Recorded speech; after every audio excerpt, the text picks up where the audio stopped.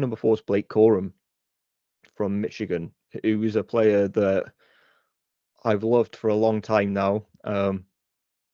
I thought he would, if he had come out last season, he would have been a second round pick. And if he hadn't have got injured last year, he would have been in contention for the Heisman as well. This year, he's just got a lot of tread on the tires at the moment, which has moved him down the board slightly for me, and some electric guys at the top, which I really like. He's also small. He is only 5'8", but he is 205 pounds, but he's got a compact build. His running style, he's an absolutely electric runner.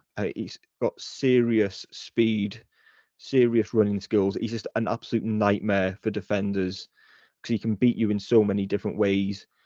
In college, he was just a big play threat waiting to happen, extremely reliable. Decision making and instincts were almost as perfect as you get at that level. Thrived taking on contact and bouncing to the outside, super slippery, super twitchy. People will know Blake Corum's name by now.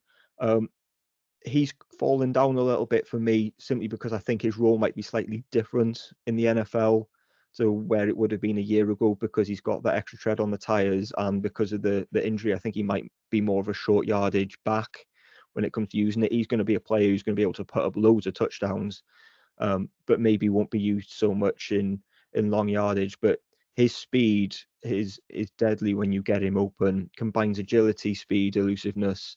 Can return kicks as well, which is always a good sign for running backs. He's small, and he's probably going to be a short yardage guy at the NFL, I think. But I love Blake Corum. Yeah. You've summarised him quite nicely there, Ryan. If you, for what I think of when you think of Blake Corum, it's a bit of a wander, so bear with me on this.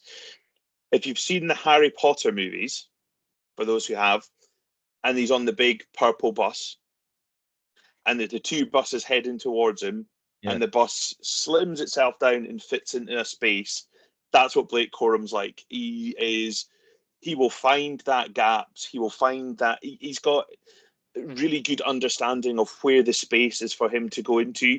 And I think he's probably got the best vision and instinct out of all the running backs in this draft.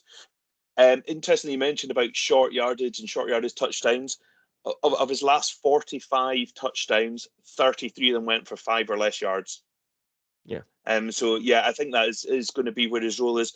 I think that he, as I say, with that understanding and that space and movement, I think he's maybe less so when he's out in the open field. I think he's much better closer to the line of scrimmage. He's a fantastic player, and I think that he's got good instincts even with pass blocking. He's maybe not the biggest of guy, but he understands where blitzes and things are coming from, with where to put himself in the right spot. I have him as number 3. But I really like Blake Corum, and I think that he'll have a good career in the NFL as well, and if he's used in the right way. Yeah,